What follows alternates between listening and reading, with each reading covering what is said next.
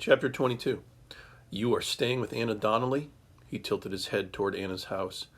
I didn't answer. I tucked my hands under my shawl, clenching my fingers. But he showed his long teeth in a smile. The landlord is here for a visit. He needs healing. He waved his hand. I thought I'd talk to you about it instead of the old woman. I stared at the horse, at Devlin's rough boots, then up at its face. And standing in the road, I knew I could do something for Anna at last. It was hard to get the words out. Sometimes she heals, I said, and sometimes she doesn't. I made myself raise one shoulder just the slightest bit. I remember she does something about stomach pains. He ran his hand over his waist. I had to tell Anna. He hadn't forgotten about that cure after all. Broken bones, said Devlin, and wens. And the fever people are having in Ballylee, I said, taking a guess about what might be wrong with the landlord. I saw the light come into his eyes, but I shook my head before he could say anything. Anna's not healing now. My mouth was dry. Her dog is missing. A black and white dog with a freckled muzzle. He narrowed his eyes at me, staring at me. She needs the dog. Devlin looked back and up at the landlord's house. I will send the dog. I closed my eyes. Food.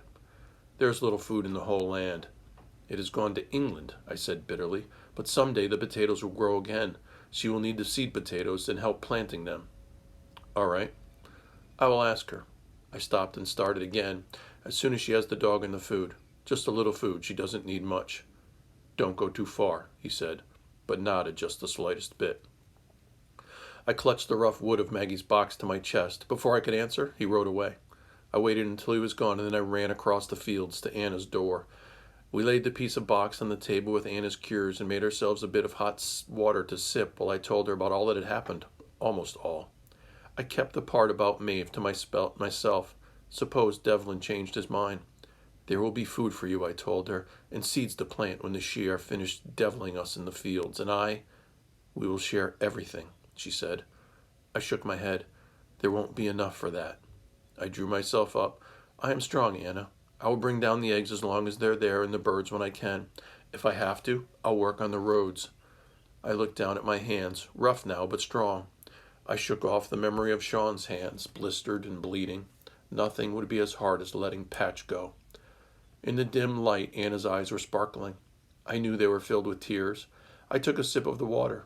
It was hot enough to scald my tongue, but the heat of the cup warmed my hands as I stole a look at the drawing on the box.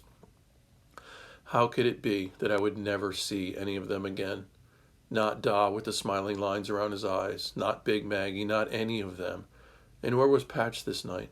Somewhere on the road, out in the cold.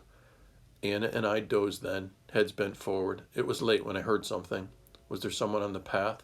Startled, I jumped to my feet. Anna looked up, awake now. Nory? She asked. I went past her to the door to see what was out there. Then I looked back at her over my shoulder. I think there's a bit of good to this day.